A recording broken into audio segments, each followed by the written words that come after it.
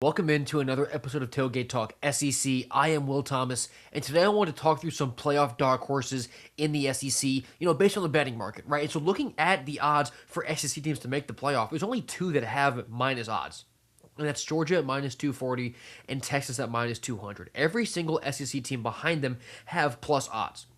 And just for reference, other schools with minus odds to make the playoff. Notre Dame is at minus 800. Ohio State and Indiana both around 350. Miami is at minus 280 and Texas Tech at minus 200. So each conference either has one or two teams with those minus odds. So that's not really out of the ordinary for there to only be that many teams who are favored effectively to make the playoff. And then you look at some short dogs to make the playoff effectively. Bama and A&M, they're both at plus 154. LSU is plus 160, Oklahoma at plus 110, Ole Miss at plus 220.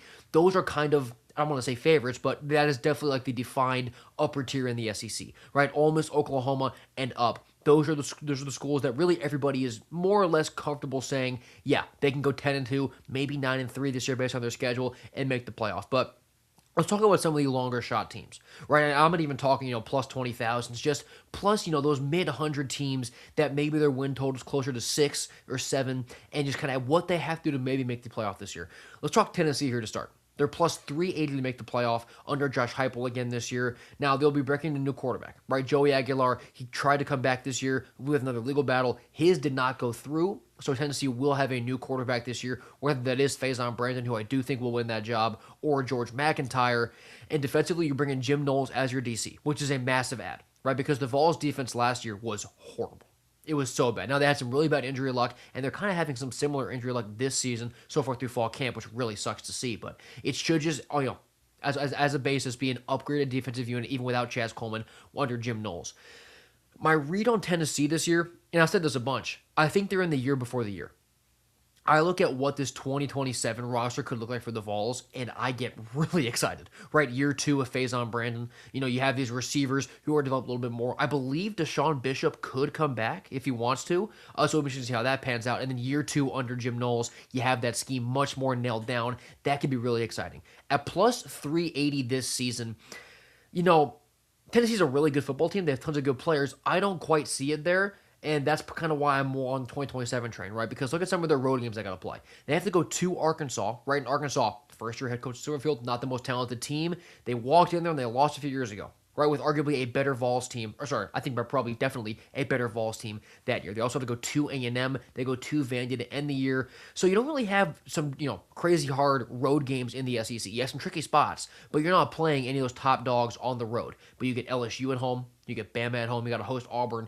And you get Texas, obviously, also in Neyland. That Week 2 game at Georgia Tech did become a little more interesting with the Arion Carter suspension. That'll obviously be a pretty big storyline to follow. But looking at Tennessee this year, schedule's obviously hard.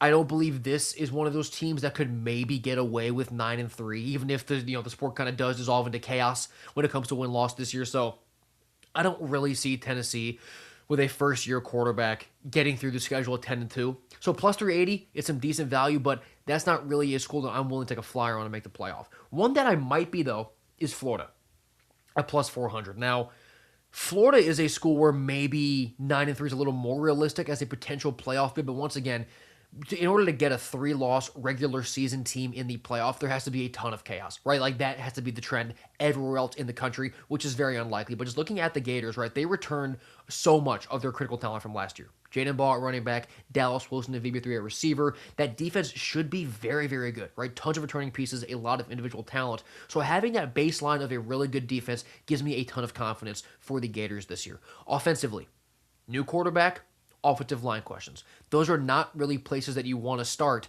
when it comes to, things you have to be worried about.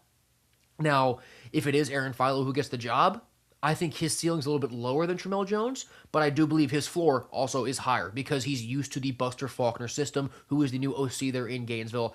And I believe that as long as you can just get the ball to Jaden Ball, right, which should be pretty easy given that he's in the backfield, and you just have decent run blocking for him, the Gators' offense should be able to be pretty steady with what I believe is going to be a solid to very good defense. So the Gators, I think, are going to be in most games that they play, and going through their schedule, right, you look at the games at Texas and versus Georgia.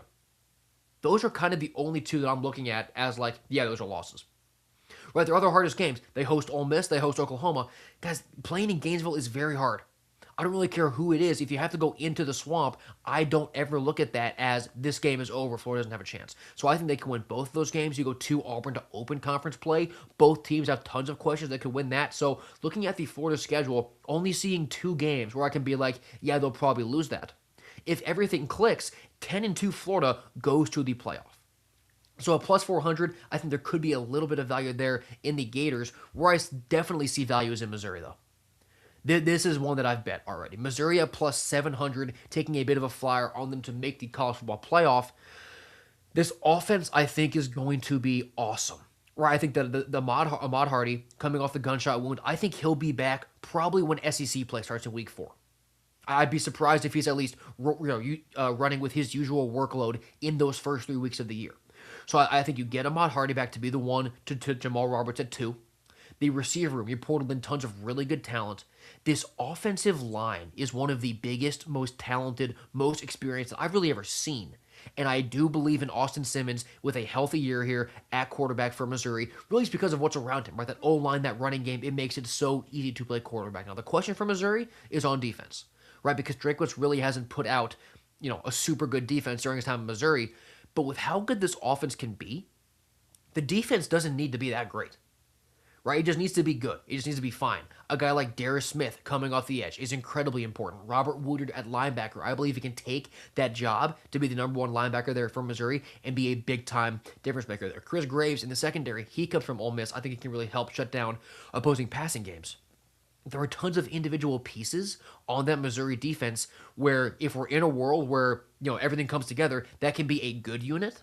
And a good Missouri defense paired with this offense is a very dangerous team. Going through Missouri's schedule, right? Their road games in conference. We'll start off, week 2, they go to Kansas. Tricky road game, bit of a rivalry spot there, but I don't really see them falling there. They go to Mississippi State. They are a better team, still could lose the game. They go to Ole Miss. They are the worst team, but we don't really know what Ole Miss could be, in totality with Pete Golden there as their head man. They go to Arkansas. Missouri is the better overall team. They go to Georgia. That's probably a yikes. But in the home games, they get some really good teams as their home conference games. Texas A&M, Oklahoma, they get all of those teams in Como. Now, the Missouri home field environment, it doesn't really get brought up, whether it's national or just in the SEC as some of the best environments. Renovating that stadium to where now that far end zone is no longer just metal beams, and now it's not only just a wall, but it's a wall of fans. The place is going to be a lot louder. And if they have something to cheer for with an offense that's giving them 30, 40 points a game, that can all of a sudden become a really good environment, and they can maybe sneak away with some of those really challenging home games. So I don't, not better than 9-3 for Missouri is hard to see just because, at Ole Miss, at Georgia, and then you have no margin for error when, you play Texas, when you play A&M. So I think if Missouri were to make it, it would have to be a 9-3 where there's a bunch of chaos and like a 3-loss team effectively like has to get into the playoff. So that's very unlikely, but just add plus 700 with how highly I think of this Missouri team's potential. That's a flyer I'm willing to take. Another flyer that is interesting to me is Auburn at plus 900. Now, for Auburn, their defense is going to be what I really lean on here. Right, because you bring back DJ Durkin as your DC. You have Xavier Atkins there at linebacker, a guy like Rayshawn Pleasant in the secondary. There's plenty of talent on Auburn's defense, and that continuity gives me a lot of confidence in that unit. Where my questions are with Auburn, in my preseason, I have them go like 6-6 just about that, is really the durability of Byron Brown. He is such a physical runner, a physical player. He's been hurt in the past in the American. Now, with how he plays in the SEC, he's getting hit by bigger, faster, stronger athletes. Are we sure we get 12 games out of Byron Brown? If we do, right, there's continuity in that offensive scheme, right? A bunch of the same players. It is Alex Golish who's in charge of that offense. Auburn is going to be able to move the ball very well if everyone is healthy, and we do get that full translation of from the American up to the SEC. So there's a very high ceiling for this Auburn offense. Plus, you return Jeremiah Cobb to lead that running back room. Really good ball carrier, really good ball player. So the ceiling for Auburn's offense is there. I do worry about the floor and their consistency in their first year in the SEC, all those players, but let's go through their schedule, right? Their conference opener is home against Florida and home against Vandy. You got to go 2-0 there if you want a shot at this. Then you go to Tennessee, first-year quarterback up there. Can DJ Durkin mess with them? 5-0 is not impossible for Auburn. Here's where it gets tough, right? Because they play those first 5 games and they have their bye week. Their next 3 games are at Georgia, LSU, and at Ole Miss. And then you also have at Alabama a road Iron Bowl to end the year. Those 4 games, if you beat everybody else, which is already hard on the surface, you got to split them. And, with 3 of them being on the road, so you can't just like lean on your home games to win. You get LSU at home, but then you got to go pick off one of those other 3 teams away from your home stadium. That's really tough. And that's assuming that they beat Florida, they go win in Knoxville at Tennessee. They don't slip up against Mississippi State on the road or anything. This Auburn schedule, just especially because it's all clumped together. The Georgia, LSU, Ole Miss in weeks 7, 8, and 9, and the end in Tuscaloosa. The schedule is what gives me some serious pause on even peak Auburn going 10-2. So they would have to be another 9-3 scenario where you win a lot of hard games. So Auburn, at what was the number I said? Plus 900, ton of value, but the number is where it is for a reason. I'm not quite there with Auburn. And just some other teams that I think could be maybe interesting. I won't go fully in depth on though. South Carolina at plus 1100. This team was 1 win away from making the playoff 2 years ago. Right? They almost won that game on the road against Alabama in 2024, and that would have put them over the edge because they were 9-3, and they really had a case to make that field, but they didn't. Right? They had 3 losses. If everything comes together, we get a healthy Lenore Sellers. We get a developed Nick Harbor as a true receiver. We get someone to emerge in the running game in that defense now that Dylan Stewart has help with Caleb Herring. There is a perfect storm scenario where Carolina is lethal, and they have the best, they have a quarterback advantage in almost every game they play with Lenore Sellers. Because I'll take you through this real quick. What game does Carolina have the worst quarterback in? Kent State, Towson, Mississippi State, at Alabama, right? Miss State and Alabama are kind of unknowns, right? Kamaro Taylor and a first-year quarterback from Bama. Kentucky, Florida, Tennessee, Oklahoma, A&M, Arkansas, Georgia, Clemson. The only one that I would confidently take the opposing quarterback over Sellers is probably Gunnar Stockton. And then you can make the case for Marcel Reed, John Mateer. But in most of these games, Carolina is going to have the better quarterback. And if you have that, they're on upset watch. So Carolina, if everything comes together, they could make a lot of noise this year. And may make another run at a potential playoff bid. And then, a team like Vandy at plus 1,800, I'm just not quite there with the Commodores. I think post Diego Pavia in year 1, Jared Curtis's first season playing quarterback for you, I think they can make a bowl, but it'll be really hard. Kentucky at plus 3,000, I'm so excited about Kentucky. But I think that, if all of my hopes about Kentucky do come true, I see 7-5. Right, because you got to go to A&M, you go to Oklahoma, you go to Tennessee, to Missouri, you host Bama, you host LSU, you host Florida. You got the game against Louisville at the end of the year.